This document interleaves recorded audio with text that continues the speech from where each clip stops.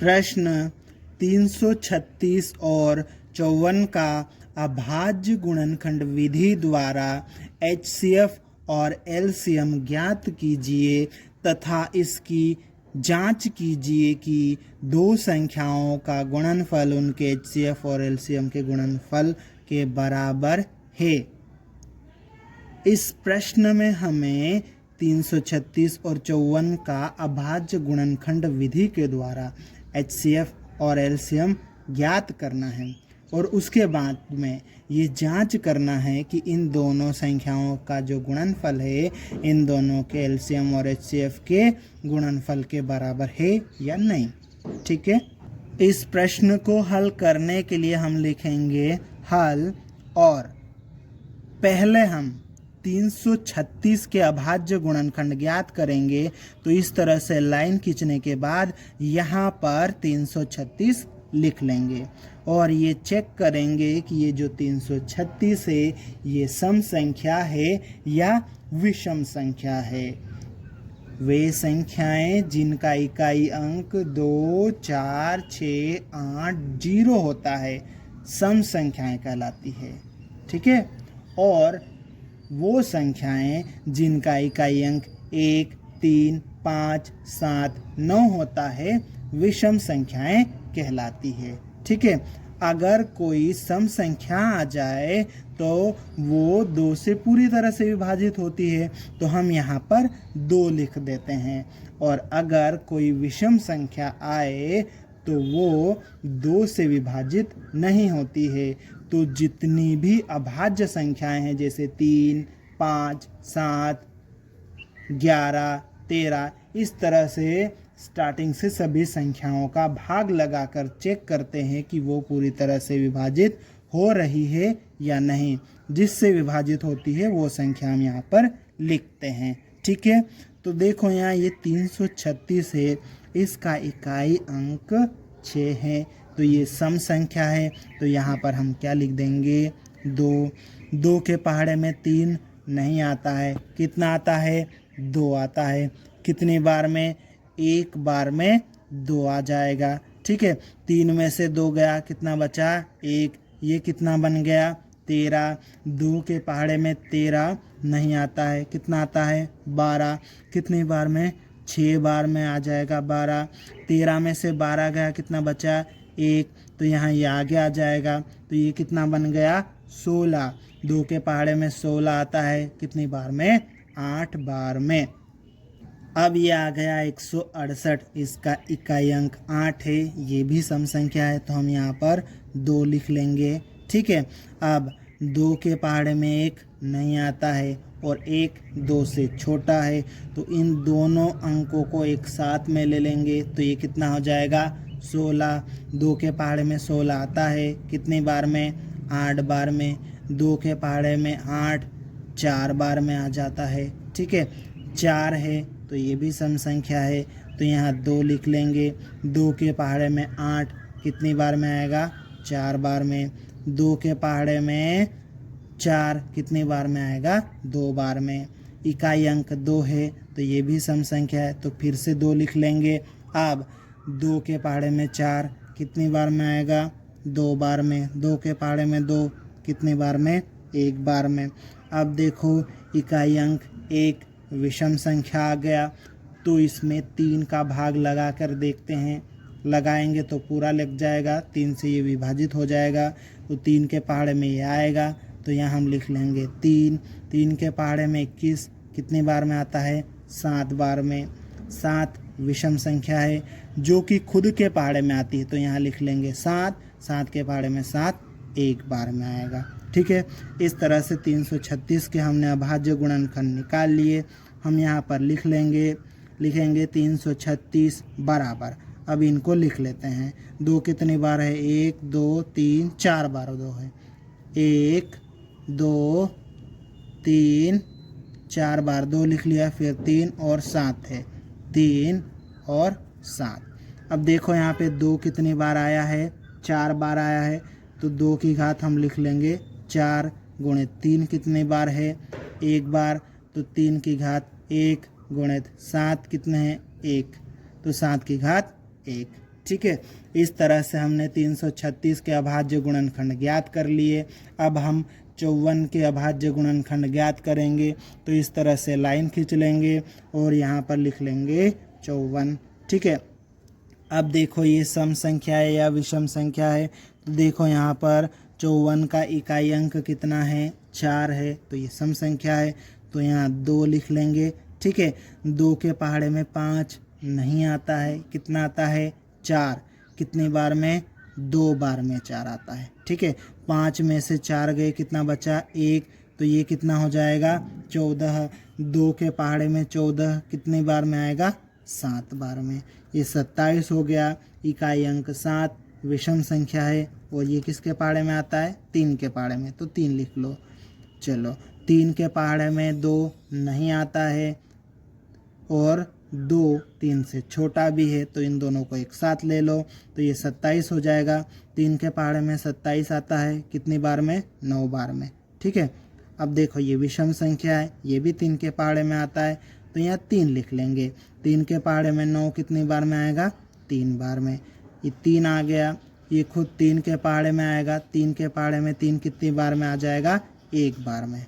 इस तरह से हमने 54 के अभाज्य गुणनखंड निकाल लिए हैं।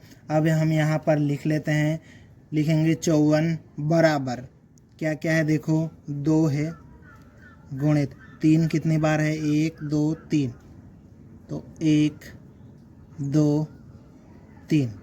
2 कितनी बार आया, 1 बार, 2 की घात 1, गुणित 3 कितनी बार आया है, 3 बार, तो 3 की घात 3, ठीक है। यहाँ पर हमने 336 और 54 के अभाज्य गुणनखंड ज्ञात कर लिए हैं।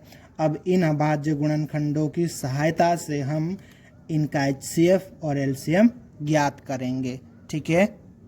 तो सबसे पहले हम इनका HCF ज्ञात कर लेते हैं।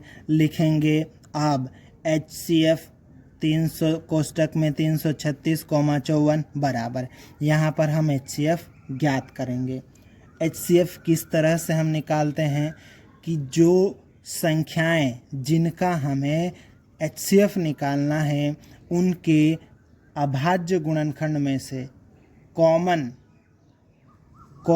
अभाज्य गुणनखंड, कॉमन प्राइम फैक्टर, जो उभयनिष्ठ अभाज्य गुणनखंड है उसको लेना है, और वो भी उसकी सबसे छोटी घात को लेना है, सबसे न्यूनतम घात को लेना है। तो दोनों के पास में होना चाहिए कॉमन, ठीक है। तो देखो यहाँ पर 336 के पास में 2 है, 54 के पास में भी 2 है, ये कॉमन हो गया, कॉमन फैक्टर है। और इसकी सबसे छोटी घात देखो, 2 की घात 1, यहाँ 2 की घात 4, तो ये छोटी घात वाले को हम ले लेंगे 2 की घात 1, ठीक।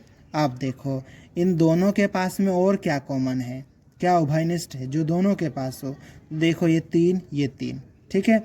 अब 3 की घात सबसे छोटी लेना है, तो ये 1 है, ये 3 है, तो 3 की घात 1 ले लेंगे अपन, ठीक है। ये हमने यहाँ पर ले लिया। 2 और 3 का काम हो गया, ये 7, इसके पास है क्या, नहीं, ये कॉमन नहीं है, तो इसको नहीं लेंगे, ठीक है। अब इसको सोल्व कर लेते हैं आगे। तो देखो यहाँ पर 2 की घात 1 मतलब कितना हो जाएगा, 2, गुणित 3 की घात 1 मतलब कितना हो जाएगा, 3। अब देखो 2 और 3 का गुणा करेंगे तो कितना आ जाएगा, 6। इस तरह से 336 और 54 का HCF कितना आ गया, 6। अब हम क्या करेंगे, अब हम इनका LCM निकालेंगे। LCM निकालने के लिए हम लिखेंगे तथा LCM 336,54 बराबर, यहाँ LCM निकालेंगे। अब LCM हम किस तरह से निकालते हैं, जिन संख्याओं का हमें LCM निकालना है उनके अभाज्य गुणनखंडों में से प्रत्येक अभाज्य गुणनखंड लेना है। अगर कोई अभाज्य गुणनखंड कॉमन है तो उसकी सबसे बड़ी घात को लेना है, हर एक अभाज्य गुणनखंड को लेना है, अगर कॉमन है तो सबसे बड़ी घात को लेना है, ठीक है। तो देखते हैं हम यहाँ पर, ये देखो हमारे पास में 336 और 54, इनके पास में ये अभाज्य गुणनखंड देखो 2 है यहाँ पे, और 54 के पास में भी 2 है, ठीक है। ये तो कॉमन है, उभयनिष्ठ है, तो इसकी बड़ी घात देखो, बड़ी घात कितनी है, 2 की घात 4, तो हम यहाँ लिख लेंगे 2 की घात 4, ठीक है, गुणित। अब आगे देखते हैं हम यहाँ पर आगे और दूसरे अभाज्य गुणनखंड देख लेते हैं। तो ये देखो 3 है, ठीक है, यहाँ पर भी 3 है, सबसे बड़ी घात 3 की घात 3, तो ये ले लेंगे हम 3 की घात 3, यहाँ पर हम लिख लेंगे गुणित। ये तो कॉमन थे, ले लिया हमने। अब देखो यहाँ पे ये 2 और 3 हो गया, यहाँ से भी 2 और 3 हो गया, इसका तो पूरा काम ही कंप्लीट हो गया। ये 7 बचा है, तो ये 7 की घात 1 हम यहाँ पर ले लेंगे, तो ये हो जाएगा 7 की घात 1। अब देखो यहाँ पर हम क्या करेंगे, इसको सोल्व कर लेते हैं। 2 की घात 4 मतलब 2 गुणित 2 गुणित 2 गुणित 2, 2 का 2 के साथ गुणा करेंगे 4 होगा, 4 का 2 के साथ में गुणा करेंगे 8 होगा, फिर 8 का 2 के साथ में गुणा करेंगे तो 16 होगा। इस तरह से 2 की घात 4 मतलब कितना हो जाएगा 16, ठीक है, गुणित। अब देखो 3 की घात 3 मतलब 3 गुणित 3 गुणित 3, 3 का 3 के साथ में गुणा करेंगे 9, 9 का फिर 3 के साथ में गुणा करेंगे तो 27। इस 3 की घात 3 का मतलब कितना हो जाएगा 27 गुणित 7 हो जाएगा, ठीक है। अब हम क्या करेंगे, 16, 27 और 7 इन तीनों का हम गुणा कर देंगे, ठीक है।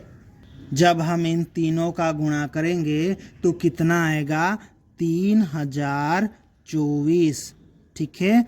इस तरह से हमारे पास में 336 और 54 का HCF कितना आ गया 6, और 336 और 54 का LCM कितना आ गया 3024, है ना। ये हमारा आधा उत्तर कंप्लीट हो गया।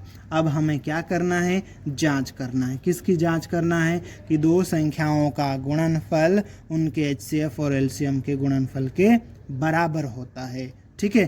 तो इसको जांच करने के लिए हम क्या लिखेंगे, हम लिखेंगे अब HCF 336,54 गुणित LCM 336,54 बराबर, यहाँ पर इन दोनों के HCF और LCM का गुणा करेंगे। तो देखो इन दोनों का HCF कितना है 6, तो 6 लिख दिया हमने, गुणित इन दोनों का LCM कितना है 3024, ठीक है। अब इन दोनों का हम गुणा कर देंगे, ठीक है। तो 6 और 3024 का गुणा करेंगे तो कितना हो जाएगा 18,144 हो जाएगा, ठीक है। अब आगे तथा करके लिखेंगे 336 और 54, इन दोनों का भी गुणा कर लेंगे। 336 और 54 का गुणा करेंगे तो हमारे पास में कितना आएगा 18,144। यहाँ पर हम ये देख रहे हैं कि इन दोनों का गुणनफल और इनके HCF और LCM का गुणनफल ये दोनों बराबर है, तो हम लिखेंगे अतः 336 और 54 का HCF गुणित 336 और 54 का LCM इन 336 और 54 के गुणनफल के बराबर है। इस तरह से ये सत्यापित हो गया, ठीक है। इस तरह से हमारा ये उत्तर कंप्लीट हो गया।